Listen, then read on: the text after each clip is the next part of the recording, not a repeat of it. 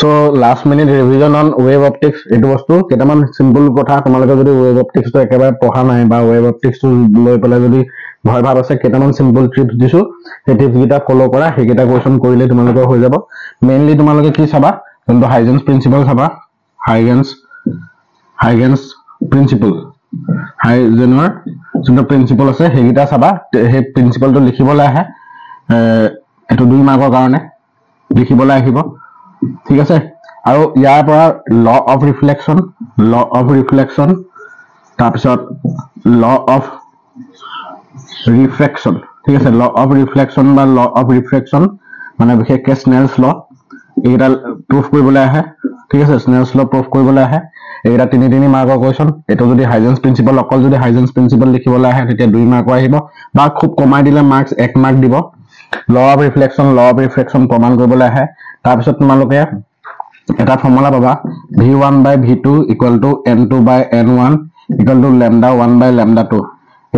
এটো এটা ফৰ্মুলা মই দি দিছো এই ফৰ্মুলাটোৰ ৰিলেটেড নিউমেৰিকেল এক্সাৰসাইজত এটাই আছে আৰু তোমালোকক বেষ্ট সাজেষ্ট কৰিছো এক্সাৰসাইজত 6টা কোৱেশ্চন আছে টোটাল এক্সাৰসাইজ 6 নিউমেৰিকেলস আছে 7 নিউমেৰিকেলস not 6 নিউমেৰিকেল 7 নিউমেৰিকেল আছে हे 7টা নিউমেৰিকেল আছে হে 7টা নিউমেৰিকেল কিন্তু সলভ কৰিবা বহুত ইজি নিউমেৰিকেল একদম বেসিক নিউমেৰিকেল আছে তাতে সব বস্তু সোমাই আছে এই ফৰ্মুলাটো ৰিলেটেড এটাই নিউমেৰিকেল মানে প্ৰথম নিউমেৰিকেল টো এই ফৰ্মুলাটো ৰিলেটেড আছে এটো চাবা হাইজেন্স প্ৰিন্সিপল চাবা কি হয় 2 মাৰ্কৰ কাৰণে বা 1 মাৰ্কৰ কাৰণে দিব ল অফ ৰিফ্লেকশন আৰু ল অফ ৰিফ্ৰেকশন দুটা চাই যাবা ল অফ ৰিফ্ৰেকশনৰ দুটা কেছ আছে পোহৰটো যদি পাতল মাধ্যমৰ পৰা ডাঠ মাধ্যমলৈ যায় ডাঠ মাধ্যমৰ পৰা যদি পাতল মাধ্যমলৈ যায় দুটা কেছে চাই যাবা প্ৰুফ চাই যাবা এক্সাৰসাইজ 7টা নিউমেৰিকেল আছে হে 7টা নিউমেৰিকেল কমপ্লিট প্ৰেক্টিস কৰি যাবা এই ফৰ্মুলাটো আছে এই ফৰ্মুলাটোৰ ৰিলেটেড তোমাৰ ফাৰ্স্ট নিউমেৰিকেলটোৱে হয় ফাৰ্স্ট জনটো নিউমেৰিকেল আছে এক্সাৰসাইজত হেতু চাবা ঠিক আছে ওয়েব অপটিক্সৰ প্ৰথম আৰম্ভণি এগিটা পা কৰিবা তাৰ পিছত নেক্সট কি চাবা মই পটাপট কৰি গৈছো তোমালোকে লগা হলে লিখি লবা পইণ্ট গিটা ঠিক আছে নেক্সট তোমাৰ কি আছে ইন্টাৰফাৰেন্স সেকশনটো আছে নেক্সট ইন্টাৰফাৰেন্স কাক কয় interference definition ঠিক আছে interference মানে কি বুলি কোৱা সমাৰপন বুলি কয় তাৰ ডেফিনেশন আৰু interference তোমাৰ কি হ'ব interference ফেনোমেনাটোৱে law of conservation of energy এই প্ৰিন্সিপলটো কেনেকৈ ফলো কৰে হেতু সোধে ঠিক আছে interference মানে সমাৰপন পৰিঘটনাটোৱে কেনেকৈ পোহৰৰ সমাৰপন পৰিঘটনাটোৱে কেনেকৈ শক্তিৰ সংৰক্ষণশীলতাৰ নীতিটো মানি চলে এটো পৰীক্ষাত সোধে এই 2 মাৰ্কৰ কোৱেশ্চন এই দুটা মিলাই 2 মাৰ্কৰ question how interference follow law of conservation of energy এটো সোধে হেতু চাই যাবা এনসিআরটি ধুনিয়াকে লিখাই আছে একেবাৰে লাষ্ট পেনে লিখা আছে হেতু চাই যাবা তাৰ পিছত ইন্টাৰফাৰেন্স বেসিক নিউমেৰিকেল কিহৰ ওপৰত বেস কৰি দিব beta equal to lambda capital D by small d ইয়াৰ ওপৰত বেস কৰি পেলাই দিব yn equal to n lambda capital D by small d এটো ওপৰত দিব তাৰপিছত আৰু এটা আছে না yn equal to twice n minus 1 lambda capital D by 2d এই গিটা ৰিলেটেড বেসিক নিউমেৰিকেল পাবা ফ্ৰিঞ্জ ৰিড উলিয়াবলৈ দিব বলে 10 নম্বৰ বলে তৰংগ দৈৰ্ঘ্য দিয়া আছে স্ক্ৰিন আৰু স্লিটৰ মাজত দূৰত্ব দিয়া আছে আৰু স্লিটৰ মাজত ডিসটেন্স দিয়া আছে 5 নম্বৰ যোনটো ব্ৰাইট ফ্ৰিঞ্জ তাৰ পজিশনটো বা 10 নম্বৰ ডাৰ্ক ফ্ৰিঞ্জ তাৰ পজিশন এইগিটা বেসিক নিউমেৰিকেল দিব এনসিআৰটি এক্সাৰসাইজতে আছে ঠিক আছে তাৰ পিছত তোমাক সোধে কোহেৰেন্ট সোৰ্স কাক কয় কোহেৰেন্ট এন্ড ইনকোহেৰেন্ট সোৰ্স ইহঁতৰ মাজত ডিফাৰেন্স লিখিবলৈ আহে ঠিক আছে কোহেৰেন্ট আৰু ইনকোহেৰেন্ট সোৰ্সৰ মাজত তোমাৰ পাৰ্থক্য বা ডিফাৰেন্স লিখিবলৈ আহে ঠিক আছে ইন্টাৰফাৰেন্স সেকশনৰ পৰা আৰু কি আহিব তোমাৰ sustained interference কাক কয় ডেফিনেশন লিখিবলৈ আহে sustained interference হবৰ কাৰণে এক্সাম্পল লিখিবলৈ আহে sustained interference হোৱা এক্সাম্পল লিখিবলৈ আহে ঠিক আছে এইটা আহিব ইন্টাৰফাৰেন্স সেকশনৰ পৰা এখিনি আহিব ইন্টাৰফাৰেন্স সেকশনৰ পৰা কনস্ট্ৰাকটিভ ঠিক আছে কনস্ট্ৰাকটিভ এন্ড ডিস্ট্ৰাকটিভ কনস্ট্ৰাকটিভ আৰু ডিস্ট্ৰাকটিভ ইন্টাৰফাৰেন্সৰ মাজত পাৰ্থক্য লিখিবলৈ আহে কনস্ট্ৰাকটিভ আৰু ডিস্ট্ৰাকটিভৰ মাজত পাৰ্থক্য লিখিবলৈ আহে ডিফাৰেন্স লিখিবলৈ আহিব ঠিক আছে যে সাস্টেইন ইন্টাৰফাৰেন্স পোৱাৰ কন্ডিশনটো কি ঠিক আছে কন্ডিশন ফৰ সাস্টেইন ইন্টাৰফাৰেন্স আহে কন্ডিশন ফৰ সাস্টেইন ইন্টাৰফাৰেন্স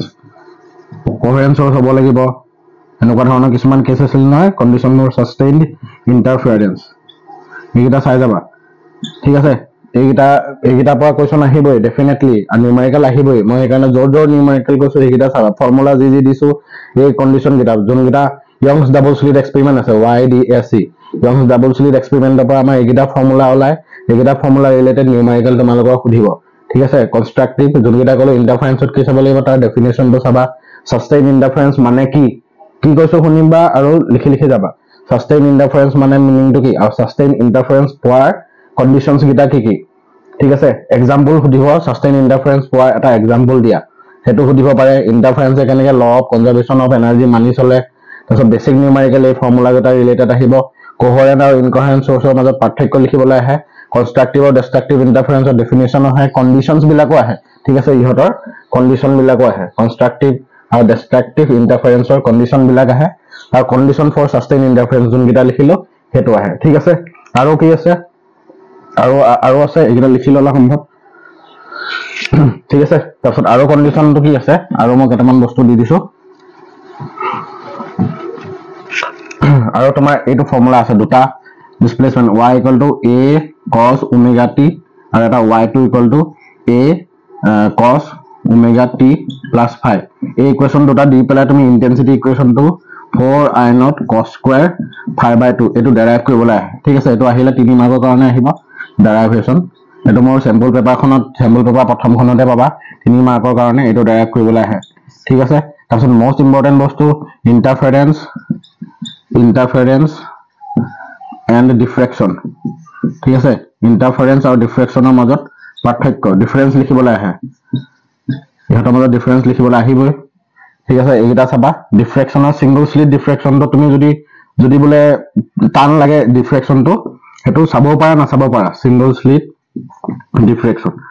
ঠিক আছে সিঙ্গল স্লিট ডিফ্ৰেকশন এটো মই অপচনেল বুলি লিখি দিছো যদি সময় হয় চাবা নহলে নালাগে এখিনি চালেই হ'ব ঠিক আছে ওয়েব অপটিক্সৰ এখিনি চাবা হ'ব একো কোৱেশ্চন মিছ নহয় যোনখিনি কলো এক্সাৰসাইজৰ যিমান গিটা কোৱেশ্চন আছে 7টা নিউমেৰিকেল আছে গটেকিটা বহুত ইজি কোৱেশ্চন যোনগিটা ফৰ্মুলা দিলো মই হাইজেনৰ ওয়েব থিওৰি লিখোতে যোনটো মই ফৰ্মুলা দিলো সেই ফৰ্মুলাটোৰ নিউমেৰিকেল এটাই আছে হেতু কৰিবা তাৰপিছত তোমাৰ যোনগিটা ইয়ংছ ডাবল স্লিট এক্সপেৰিমেন্টত বিটা yn ৰ যোনগিটা তোমাৰ ৰিলেশন গিটা দিলো তাৰ নিউমেৰিকেল চাবা এটো ডেৰাইভ কৰিবলৈ আহে ইহতৰ ডিফাৰেন্স লিখিবলৈ আহে যদি সময় হয় এটো চাবা যদি নহয় নালাগে চাবলৈ ওয়েব অপটিক্সৰ এখিনি চালেই হৈ যাব ঠিক আছে এখিনি দিলো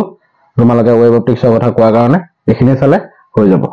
অপটিক্সৰ মই অপটিক্সৰটো ডেৰাইভ এই অপটিক্সৰ বস্তুটো মানে যিগিটা চাব লাগে সেইগিটাটো আপলোড দিলোই ওয়েব অপটিক্সৰ এখিনি চাবা 14 মাৰ্কস তোমালোকৰ কনফাৰ্ম ঠিক আছে